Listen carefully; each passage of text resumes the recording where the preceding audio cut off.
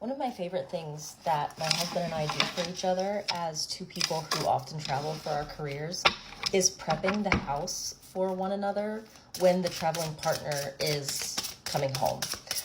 What's funny is that back when our kids were smaller, like when we had 2 under 2, it was the other way around. It was like the person who was traveling would get home and then be like, give me a baby, give me a kid, you go get a shower, because the kids were smaller.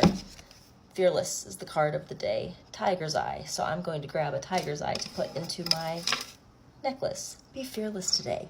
Because the one who was home with the kids was like exhausted and worn down, and the one who was traveling was getting to, order room service and sleep through the night and whatnot. But now that the kids are a little older, and things are easier, home is where we all want to be. And the person traveling is not having much fun being away from the family.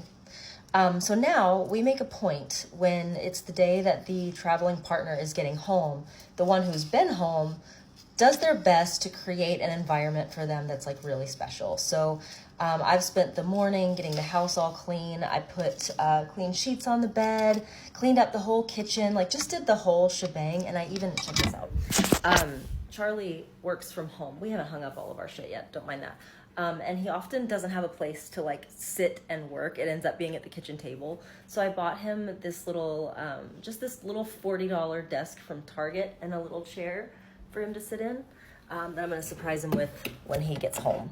But it's just all about creating a welcoming environment for the person who has been traveling. I'm going to head out in a little bit. I'm going to go pick up some of his favorite treats. I'm going to make sure that our medicine cabinet is nice and stocked up because he's going to get sick. So I'm going to make sure that there's medicine in the cabinet. And this is something that he does for me too when I travel.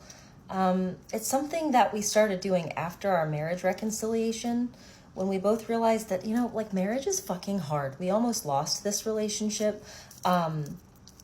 And if you're not, there's just going to be enough days where you're only surviving, right? There's enough days where there's no magic. There's no enchanting, fairy tale story. It's just, oh my God, we are in the trenches with the kids and our jobs and the house and every fucking thing else. And let's just survive this, right? So it's become about looking for the magic, looking for the things that we can do for one another that make the day special.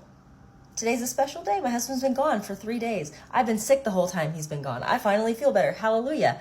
And I'm going to make it so that when he gets home, the house is clean. There's a happy environment here. His treats are in the fridge.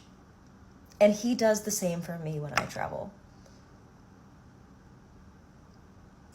There's enough days in marriage where you just don't get to be intentional. So it becomes about making the time to be intentional when you can, making those little glimmer moments, which I'm really excited about.